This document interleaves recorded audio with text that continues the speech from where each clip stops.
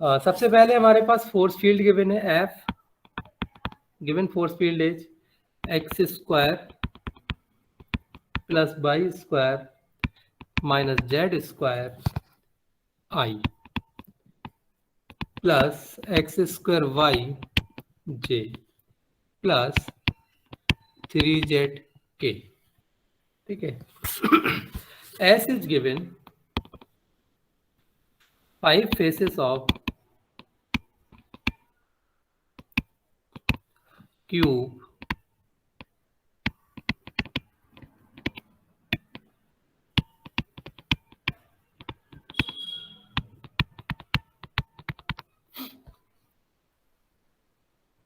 ठीक।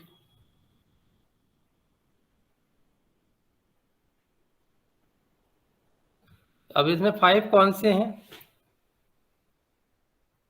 यहां पर मैं ब्रैकेट में मार्क कर देता हूं एक्सेप्ट बॉटम। ये इसने ऑलरेडी क्वेश्चन में बोला है z equal to 0 is missing. तो अगर आप क्यूब को बनाने की कोशिश करें थोड़ा, मैं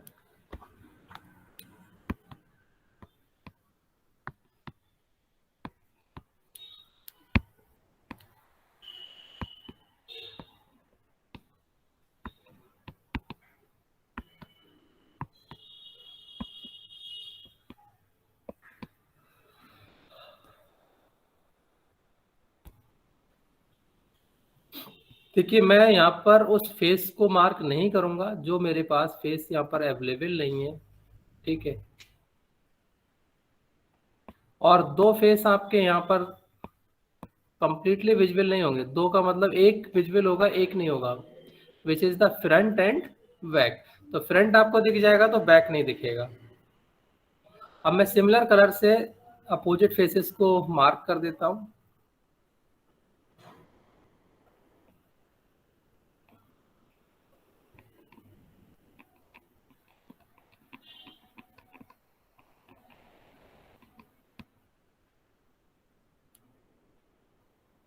अच्छा ये तो थोड़ा सा दिक्कत करेगा भाई,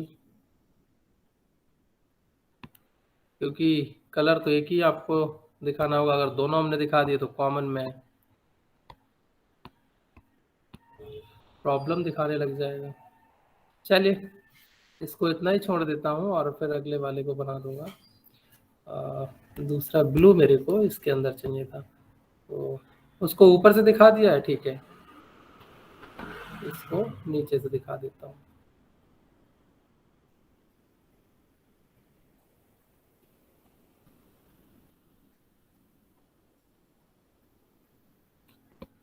ठीक है। और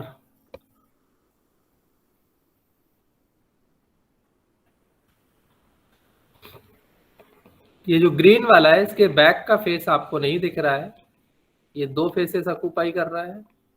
ठीक है।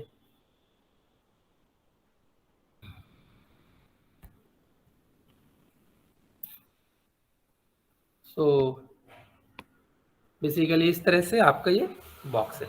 तो 1 2 3 4 एंड 1 5 मैं मार्क कर देता हूँ। 1 2 3 4 and 5। This one is the 6th face जो बॉटम है, जो आपके पास नहीं गिवन है। ओके। सो इसको सॉल्व करने के लिए आपको क्या करना है भाई, आप इसके फेस को इंक्लूड कर लीजिए। ये तो आपको एस गिवन है। Now consider S star which is basically S union bottom of cube. ठीक है, मैंने इसके अंदर बॉटम भी इंक्लूड करा दिया। एस स्टार क्या हो गया, क्लोज्ड सरफेस। अगर ये क्लोज सरफेस हो गया it means it includes a solid region, या it bounds a region, solid region. तो अब मैं वहां पर ये जो एस स्टार है इसके लिए डाइवर्जेंस थ्योरम अप्लाई कर सकता हूँ। ठीक है।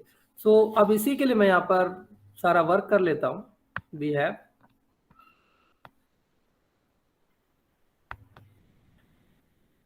by divergence theorem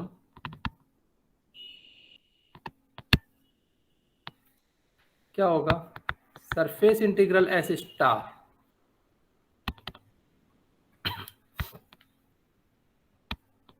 F dot n d s h d divergence of f d b. ठीक है, सो इसको फाइंड कर लीजिए। Now compute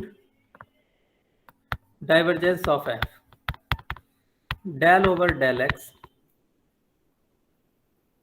this is i component x square plus y square minus z square plus del over del y j component and j component is x square y plus del over del z k component is 3z. So final value is 2x, y square is 0, z square is 0 with respect to the x. So next one is y का कितना हो गया 1, x square is retained plus z is 1 3. So ये आपके पास divergence आ गया। And solid region D, solid region D considered as Z simple।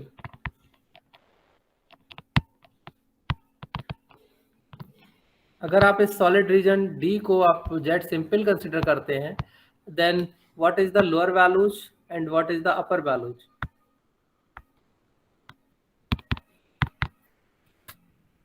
बताइए भाई। हमारे पास यहाँ पर लिमिट्स कांस्टेंट्स हैं, लेकिन हम एक पैटर्न पूरा सेम ही रख रहे हैं। तो लोअर क्या आएगा, z equal to 0 x y plane, and upper क्या आएगा, जो भी z की मैक्सिमम वैल्यू आपको गिवन है, and z maximum z also goes from 0 to 1, so z equal to 1। Next आपको क्या करना है, प्रोजेक्शन। अब इस क्यूब का projection onto x y plane, so the projection is basically जो आपका बॉटम ऑफ द क्यूब है, bottom of the cube is basically projection square projection onto x y plane is bottom of the cube, bottom of given cube.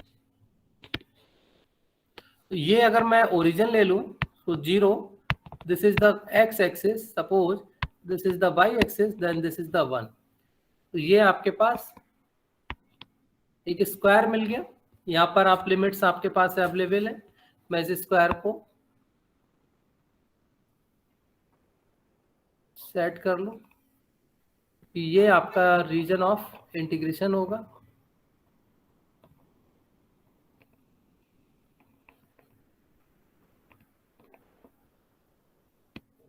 Okay, so x limits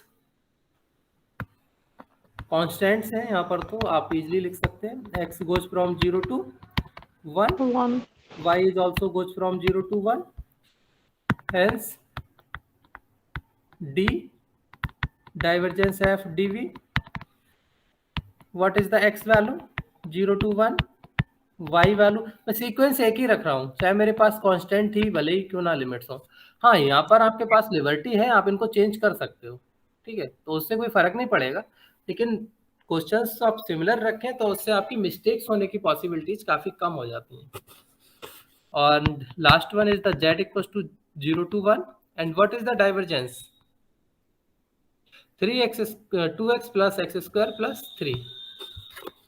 तो आप इसको कैसे भी लिख लो, 2x plus x square plus 3, and sequence of integration dz dy dx। इसको integrate कर लेंगे भाई।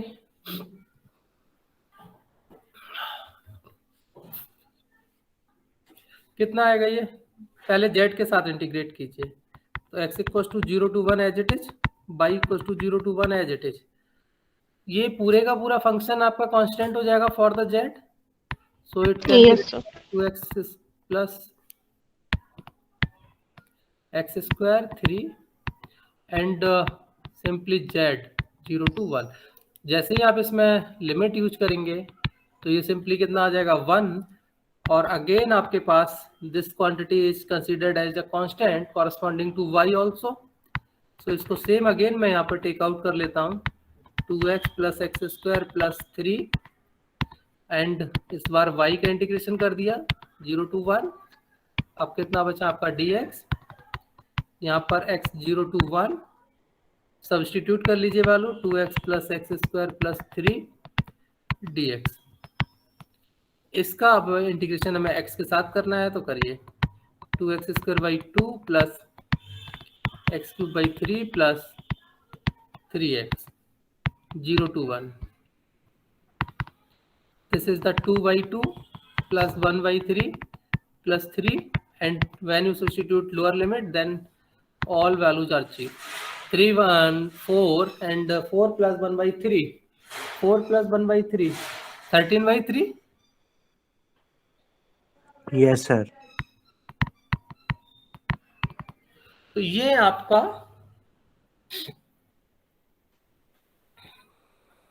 जो डाइवर्जेंस आ गया है, लेकिन आपको डाइवर्जेंस नहीं निकालना है। आपको क्या करना था, आपको बेसिकली सॉल्व करना है f dot n d s, f dot n d s आपको सॉल्व करना है।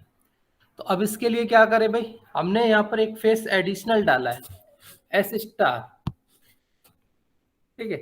तो अब फिर से since S star is the union of S and bottom of Q. So SF dot NDS is basically S star F dot NDS minus bottom face F dot NDS। तो आपके पास इसकी वैल्यू है डाइवर्जेंस से available, आप put कर सकते हो इसको। आप मान लीजिए क्वेश्चन नंबर 2 ये आपने डाइवर्जेंस के थ्रू सॉल्व कर रखी है, it's value is 13/3, but what is the value of this one, तो इसको अलग सॉल्व करते हैं। Now bottom face F dot NDS, what is the bottom face, equation of the bottom face।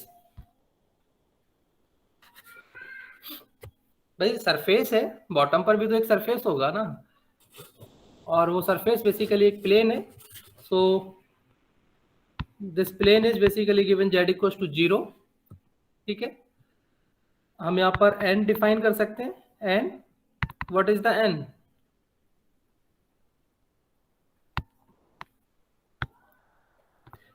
भाई समझ के अच्छे से बताइए। n हमारा क्या होगा, outward unit normal vector to z equals to 0, यानी z इक्वल्स टू 0 मतलब बॉटम फेस। आउटवर्ड बोला है हमने यहाँ पर, इसका भी ध्यान रखना होगा। तो z के परपेंडिकुलर कौन से वेक्टर्स होते हैं, सॉरी z इक्वल्स टू 0 के perpendicular, not z equals to 0 that is xy plane. xy plane के परपेंडिकुलर क्या होता है, k, लेकिन हमें आउटवर्ड चाहिए, तो हम क्या करेंगे, निगेटिव ऑफ के यहाँ पर कंसीडर करना पड़ेगा।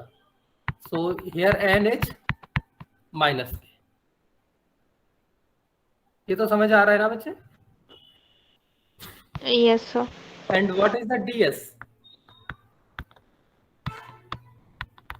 fx square fy square 1। हाँ बताइए। नहीं सर यही कह रहा था, सिंपली dA ही आ जाएगा, because of z equals to 0 है, so no fx no fy, ठीक है। और जो भी आपका ये प्लेन जो फेस आपको दी गई है, बॉटम फेस आपका जो क्यूब का है, this is basically the area of the integration.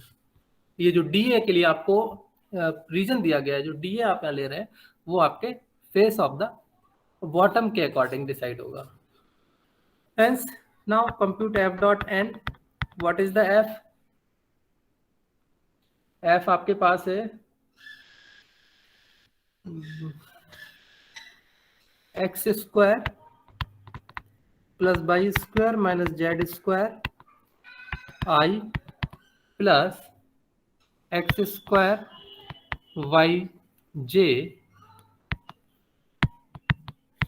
Plus 3zk dot minus k. So only k component is in the result. Its value is minus 3z. Yes, sir. f dot n मिल गया, ds आपको मिल गया, hence integral.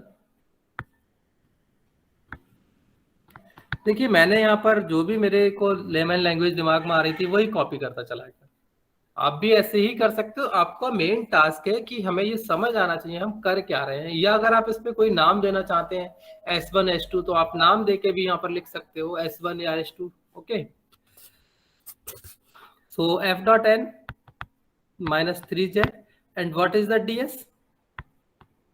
ds is simply dA। अब अच्छा अभी यहाँ पर ds रखो, इसके बाद हम अब dA लिखेंगे। सो what is the limit? Bottom पर आपके पास जो बॉटम फेस है उसकी लिमिट्स क्या होंगी? x equal to 0 to 1, y equal to 0 to 0 1 to 1. And what is the z value? क्योंकि हम तो एरिया पर इंटीग्रेट कर रहे हैं। So what is the z value? ये 0 कैसे रखा है पता है?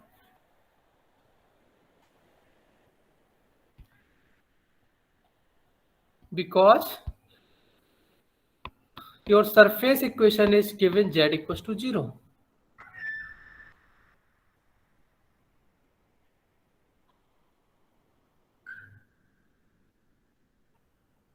भाई आप एरिया Yes, पर sir. सॉल्व कर रहे हैं तो x और y में सॉल्व कर सकते हैं। तो आपको क्या करना होगा, जो भी सरफेस इक्वेशन गिवन है वहां से आप थर्ड वेरिएबल जो आपका z है उसको पुट करेंगे in terms of x and y। यहाँ पर आपके पास इस थर्ड वेरिएबल की वैल्यू कितनी दी गई है? 0। सो ये फाइनल वैल्यू कितनी आ गई? 0। सब्स्टिट्यूट इन 2।